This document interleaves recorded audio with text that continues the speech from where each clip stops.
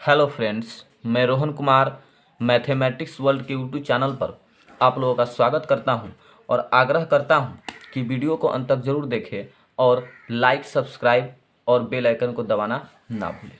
चलिए दोस्तों, तो पिछले वीडियो में हमने जाना मैथ के चैप्टर नंबर 8 जिसका नाम था त्रिकोणमिति का परिचय, और त्रिकोणमिति के बारे में हमने बहुत कुछ जाना और कुछ उसके पॉइंट भी किए जो कि आपको बोर्ड के एग्जाम में ऑब्जेक्टिव में पूछे जाते हैं। तो चलिए अब हम आगे देखते हैं, आगे अगला जो पॉइंट है वो देखते हैं। चलिए दोस्तों, तो अगला पॉइंट में देखना है, लिखिए यहाँ पर एक पॉइंट लिखते हैं, फिगर में लंब, आधार तथा कर्ण की पहचान करें। और हाँ दोस्तों, हम लोग जो पिछले वीडियो में हमने आपको पढ़ाया उसका एक बार हम रिवीजन कर देते हैं। तो सबसे पहले हमने जाना त्रिकोणमिति किसे कहते हैं। तो तीनों कोणों को मापना ही त्रिकोणमिति कहलाता है। त्रिकोणमिति में पढ़ना क्या क्या है, तो त्रिकोणमिति में हमें सिर्फ समकोण त्रिभुज के बारे में पढ़ना है। तो उसके बाद जाना है हम समकोण त्रिभुज होता है क्या, तो वैसा कोण जिसमें एक कोण 90 डिग्री हो उसे समकोण त्रिभुज कहते हैं। तो समकोण त्रिभुज में 3 भुजाएं होती हैं, इसके बारे में जाना। कौन कौन भुजाएं होती हैं, लंब, आधार और कर्ण। और एक लास्ट पॉइंट जाना था कि समकोण त्रिभुज में कोणों को यूनानी अक्षर थीटा, अल्फा, बीटा, गामा इत्यादि से सूचित करते हैं। इतने पॉइंट हमने पिछले वीडियो में जाना। उसके बाद हम आगे चलते हैं, यहाँ पर फिगर में लंब, आधार तथा कर्ण की पहचान करें। तो चलिए दोस्तों, एक हम फिगर यहाँ पर बना लेते हैं। यहाँ पर एक हमारे पास एक फिगर बन गया और ये फिगर है समकोण त्रिभुज और ए बी सी और एक कोण है 90 डिग्री है। यहाँ पर कोण ए बराबर थीटा। देखिए दोस्तों, तो यहाँ पर एक कोण कितना है, 90 डिग्री है, तो ये समकोण त्रिभुज हो गया। और समकोण त्रिभुज में जब एक कोण, किसी भी त्रिभुज में जब एक कोण 90 डिग्री हो तो उसे समकोण त्रिभुज कहते हैं। तो एक कोण 90 डिग्री हो गया, समकोण त्रिभुज हो गया, और कोण ए बराबर कितना है, थीटा है। तो इसी के अनुसार हमें लंब, आधार और कर्ण की पहचान करते हैं। तो सबसे पहले हम देखते हैं कर्ण। तो मैंने आपको बताया था दोस्तों कि 90 डिग्री के सामने वाले भुजा को कर्ण कहते हैं। तो यहाँ पर देखते हैं 90 डिग्री के सामने वाला भुजा कौन है, कर्ण है, और यह सबसे लंबी भुजा है। कर्ण जो होता है वह सबसे लंबी भुजा होता है। तो 90 डिग्री के सामने वाला भुजा कौन है, तो AC है, AC या CA। ठीक है, उसके बाद देखते हैं कर्ण हो गया, उसके बाद देखते हैं आधार और तब उसके बाद देखते हैं लंब। चलिए दोस्तों, तो सबसे पहले हम लंब देख लेते हैं। तो मैंने आपको एक पॉइंट में लिखाया था कि थीटा के सामने वाले भुजा को क्या कहते हैं, लंब कहते हैं। तो देखिए दोस्तों, थीटा के सामने वाला भुजा कौन है, तो यहाँ पर BC आ रहा है, तो यहाँ पर BC या CB हो जाएगा। उसके बाद देखते हैं आधार। तो थीटा के संलग्न भुजा यानी कि थीटा जिस पर आधारित है, यानी कि जो बच गया वो आधार हो गया। तो यहाँ पर आधार जो हो जाएगा वह AB बच गया, AB या B हो गया दोस्तों। तो आप आसानी से लंब, आधार और कर्ण की पहचान कर सकते हैं। तो चलिए दोस्तों, अब हम अगला पॉइंट देखते हैं। अगला पॉइंट है त्रिकोणमितीय अनुपात। उसके बाद देखते हैं, यहाँ पर एक हेडलाइन डाल देते हैं, हेडिंग डालते हैं त्रिकोणमितीय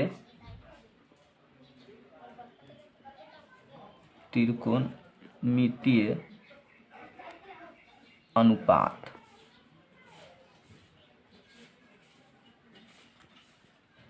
त्रिकोणमितीय अनुपात, त्रिकोणमितीय अनुपात। तो यहाँ देखिए दोस्तों, त्रिकोणमितीय अनुपात जो होता है वो त्रिकोणमितीय अनुपात का हम एक हेडलाइन डाल दिए। तो उसमें पॉइंट लिखते हैं त्रिकोणमितीय अनुपात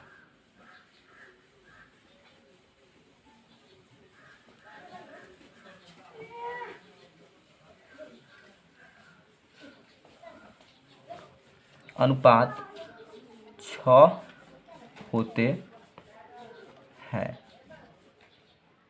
अब तो हम जान गए त्रिकोणमितीय अनुपात 6 होते हैं। आखिर होते हैं कौन कौन, तो देखते हैं। त्रिकोणमितीय अनुपात 6 होते हैं। पहला में होता है साइन, SINE, इसको शॉर्ट में लिखते हैं SIN।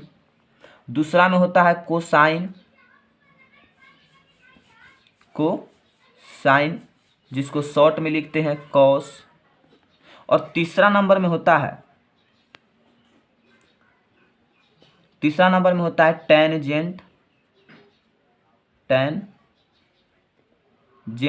जिसको शॉर्ट में बोलते हैं टैन।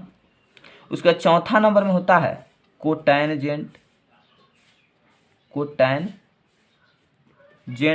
जिसको शॉर्ट में बोलते हैं कॉट। उसका चौथा नंबर हो गया। उसके पांचवा नंबर में आता है, वो आता है कोसेकेंट,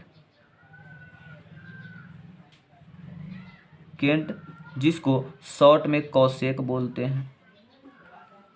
उसका 6 नंबर में जो आता है वो आता है सेकेंड, जिसको शॉर्ट में सेक बोलते हैं। चलिए दोस्तों, तो हम जान गए कि त्रिकोणमितीय अनुपात कितने होते हैं, 6 होते हैं। त्रिकोणमितीय अनुपात 6 होते हैं। साइन, SINE, जिसको शॉर्ट में बोलते हैं साइन। दूसरा हो गया कोसाइन, जिसको शॉर्ट में बोलते हैं कॉस। तीसरा हो गया टेंजेंट, जिसको शॉर्ट में बोलते हैं टैन। और चौथा हो गया कोटैनजेंट, जिसको शॉर्ट में बोलते हैं कॉट। और पांचवा हो गया कोसेकेंट, जिसको शॉर्ट में बोलते हैं कोसेक। और छठा हो गया सेकेंड, जिसको शॉर्ट में बोलते हैं सेकेंड। समझ में आ गया। तो त्रिकोणमितीय अनुपात यहां पर हम जान गए कितने होते हैं, 6 होते हैं। अब उसके बाद लिखते हैं एक अगला पॉइंट हम देखते हैं दोस्तों। चलिए दोस्तों, तो हम पॉइंट लिखने वाले थे साइन थीटा का अर्थ। तो देखिए दोस्तों, साइन थीटा में यहाँ पर आप देख रही होगी, साइन थीटा में दो चीज है, एक साइन और थीटा। तो यहाँ पर लिखेंगे साइन थीटा में दो चीज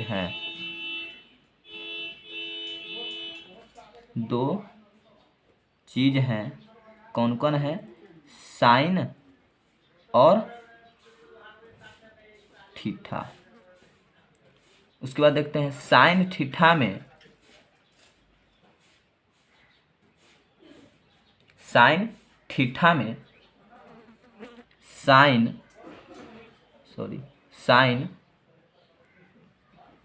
कोण थीटा को सूचित करता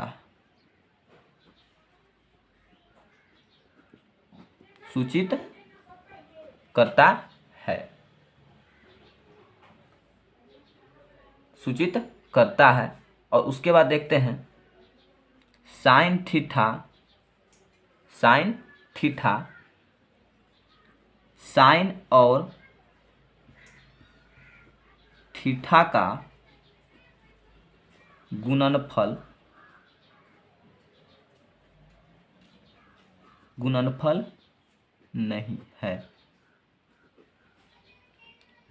नहीं है। तो देखिए दोस्तों, साइन थीटा जो है वह साइन और थीटा का गुणनफल नहीं है।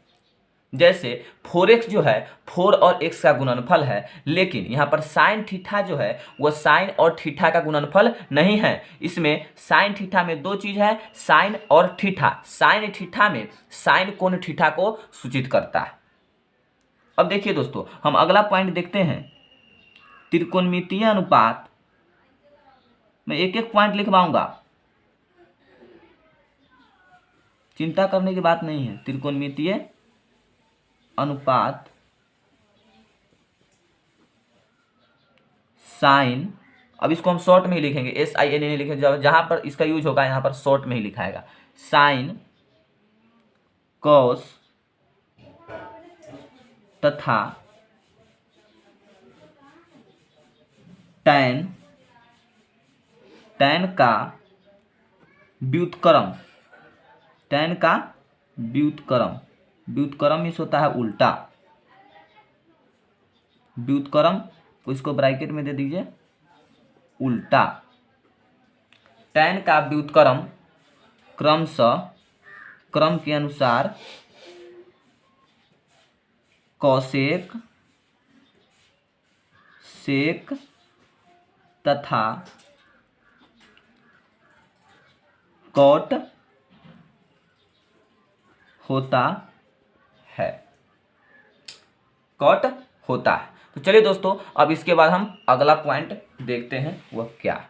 तो हमारे पास अगला पॉइंट जो है वह है, यहाँ पर देखेंगे कुछ इम्पोर्टेंट महत्वपूर्ण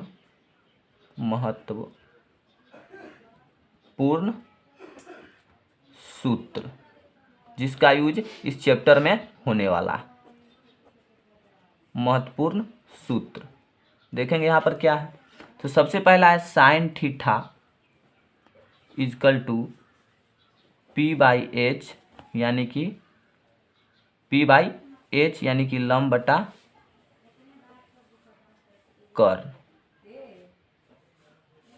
उसके बाद है cos theta is equal to B by H, और बी को बोलते हैं आधार और एच को बोलते हैं क्या, आपको हम पहले ही बता दिए हैं कि बी आधार को बी से सूचित करते हैं, कर्ण को एच से सूचित करते हैं और लंब को पी से सूचित करते हैं। तो यहाँ पर बी है तो बी हो जाएगा आधार बटा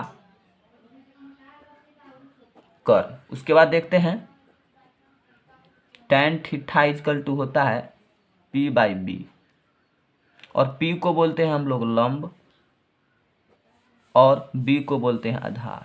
तो यहाँ पर आधार हो जाएगा। उसके बाद देखते हैं अगला दोस्तों, उसके बाद देखते हैं कॉट थीटा इजकल टू हमारे पास होता है b बाई पी। तो कॉट थीटा जो है वह यहाँ पर पिछले मतलब इससे पहले हम पढ़ाए, कॉट थीटा जो है वह tan थीटा का क्या है। यहाँ पर देखिए दोस्तों, हमने लिखाया है कि साइन कॉस तथा tan का व्युत्क्रम यानी कि उल्टा क्रमशः कॉसेक सेक और कॉट होता है, यानी कि tan का व्युत्क्रम क्या है, कॉट है। तो इसी अनुसार यहाँ पर जो कॉट का जो tan का जो फॉर्मूला है उसमें उल्टा कर दिया जाएगा तो वो कॉट का फॉर्मूला हो जाएगा। तो यहाँ पर कॉट tan थीटा का फॉर्मूला था b बाई पी, तो इसका उल्टा होता है यानी कि उल्टा हो जाएगा b बाई पी। तो b का मतलब होता है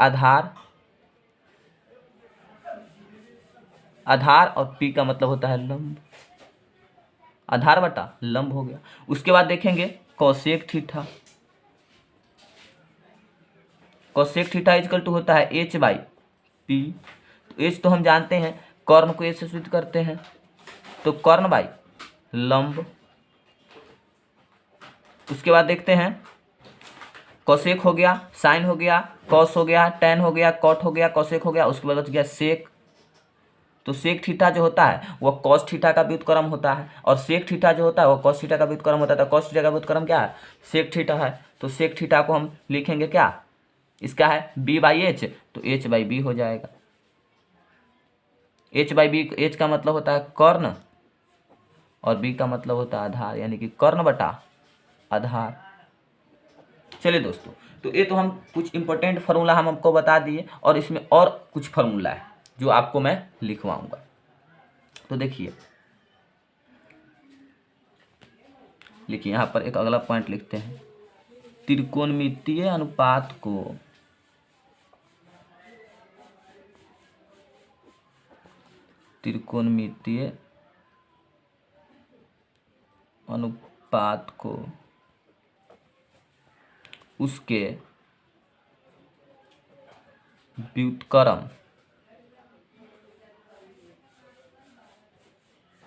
उसके व्युत्क्रम के साथ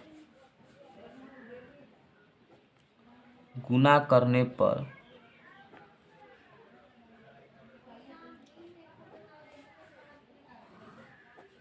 गुणनफल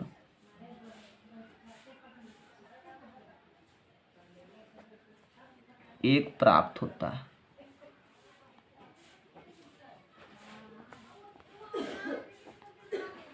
जी हाँ दोस्तों, आप सही सुन रहे हैं। त्रिकोणमितीय अनुपात को उसके व्युत्क्रम के साथ, यानी व्युत्क्रम मतलब उल्टा, व्युत्क्रम के साथ गुणा करने पर गुणनफल कितना प्राप्त होता है, एक प्राप्त होता है। यानी कि कोई भी आप संख्या ले लीजिए, कोई भी संख्या को अगर उसके व्युत्क्रम के साथ गुणा करेंगे तो हमारे पास गुणनफल जो होगा वह एक प्राप्त होगा। जैसे कि मान लीजिए मैंने एक संख्या ले लिया 4 एक डिजिट है, तो 4 का अगर हम उल्टा करें तो 1/4 आता है। अगर 4 को 1/4 के साथ गुना करें तो हमें गुणनफल कितना प्राप्त होता है, एक प्राप्त होता है। चलिए दोस्तों, उसके बाद हम एक और मतलब नंबर ले लेते हैं, तो वह ले लेते हैं 30 ले लेते हैं, यानी कि 30 ले लेते हैं। तो 30 का व्युत्क्रम करेंगे तो उसको उल्टा कर देना है। व्युत्क्रम मतलब उल्टा। जैसे मान लीजिए सर, एक व्यक्ति है, एक आदमी है जिसका सर अगर उल्टा करना है तो सर कहाँ जाएगा? नीचे, और पैर कहाँ जाएगा? ऊपर। तो वैसे ही यहाँ पर हमें देखना है, यहाँ पर हम देखते हैं कि देखिए यहाँ पर लिखते हैं हम, तो 30 ले लीजिए। तो 30 है, यहाँ पर 30 का एग्जाम्पल हम लेते हैं 30। तो 30 के जब किसी भी नंबर के नीचे कितना रहता है? 1 रहता है। अब इसको उल्टा करना है, तो पैर कहाँ जाएगा? ऊपर, और सर कहाँ आएगा? नीचे। तो इतना का व्युत्क्रम कितना हो जाएगा? तो 30 का जो व्युत्क्रम होगा वह देखिए, यहाँ पर पैर, सर क्या है? 30 है, और पैर क्या है? 1 है। तो पैर को क्या करना है? ऊपर ले जाना है, तो 1 ऊपर चला जाएगा, और सर को कहाँ ले जाना? नीचे लाना है, तो 30 नीचा हो जाएगा। यानी कि 30 का, यानी कि 30 का व्युत्क्रम कितना हो गया? 1/30 हो गया, यानी कि 1/30 हो गया। तो हम आपको बताया, मैंने आपको बताया कि किसी भी त्रिकोणमितीय अनुपात को उसके व्युत्क्रम के साथ गुना करने पर गुणनफल 1 प्राप्त होता है। गुणनफल कितना प्राप्त होता है? 1 प्राप्त होता है। यानी कि आप संख्या भी लेते हैं, कोई भी संख्या लीजिएगा और उसका संख्या और उसके व्युत्क्रम के साथ गुना कीजिएगा तो 1 प्राप्त होगा। जैसे कि यहाँ पर संख्या कितना है? 30 है, और उसका व्युत्क्रम कितना है? 1/30 है। तो 30 से 30 कट गया, कितना प्राप्त हुआ हमको? गुणनफल 1 प्राप्त हुआ। तो उसी प्रकार त्रिकोणमितीय अनुपात को उसके व्युत्क्रम के साथ गुना करने पर हमें गुणनफल 1 प्राप्त होता है। जैसे कि देखिए फर्स्ट में आता है हमारे पास साइन थीटा,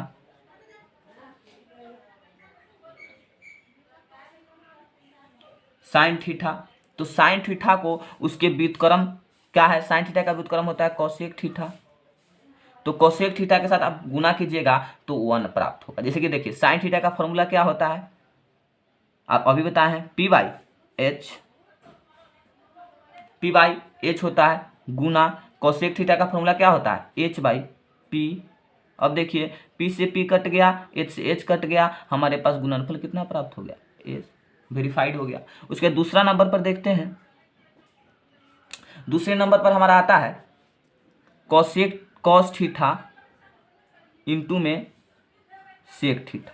कॉस थीटा का उल्टा क्या होता है? व्युत्क्रम होता है सेक थीटा। अगर इसका हम 1 करेंगे तो इसका व्युत्क्रम करेंगे तो 1 प्राप्त होगा। यानी कि कॉस थीटा होता है, और कॉस थीटा त्रिकोणमितीय अनुपात है, तो कॉस थीटा का व्युत्क्रम क्या होता है? सेक थीटा होता है। अभी हम आपको बताए हैं, तो कॉस थीटा का व्युत्क्रम होता है सेक थीटा, तो इसके साथ आप गुना कीजिएगा तो 1 प्राप्त होगा। जैसे कि देखिए कॉस थीटा का फॉर्मूला होता है B/H, और सेक थीटा का फॉर्मूला होता है H/B, क्योंकि इसका व्युत्क्रम है तो इसका उल्टा फॉर्मूला हो जाएगा। उसके बाद हम B से B कट गया, यहाँ पर H से H कट गया, कितना प्राप्त हो गया? 1। आंसर वेरीफाइड हो गया। चलिए दोस्तों, इसके बाद हम आगे देखते हैं।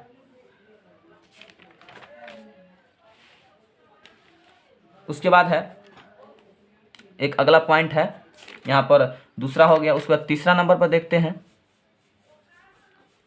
तो हमारे पास तीसरा नंबर जो है वहां पर है tan थीटा, और tan थीटा का व्युत्क्रम क्या होता है? cot theta. तो देखिए tan थीटा का फॉर्मूला जो होता है वह P/B होता है, इंटू में cot थीटा का जो फॉर्मूला होता है वह B/P होता है। अब इसका व्युत्क्रम, अब देखिए P से P कट गया, B से B कट गया, हमारे पास गुणनफल कितना प्राप्त हुआ? तो यहाँ पर हमें आंसर जो है वेरीफाइड हो रहा है, यानी कि पता चल रहा है कि किसी भी त्रिकोणमितीय अनुपात को उसके व्युत्क्रम के साथ अगर गुना करें तो हमें 1 प्राप्त होता है। तो चलिए दोस्तों, आज के लिए इतना ही, और कुछ और पॉइंट है जो हम अगले वीडियो में पढ़ेंगे, और पॉइंट कर लेने के बाद जब पॉइंट हमारा पूरा हो जाएगा उसके बाद हम एक्सरसाइज करेंगे। Thanks for watching.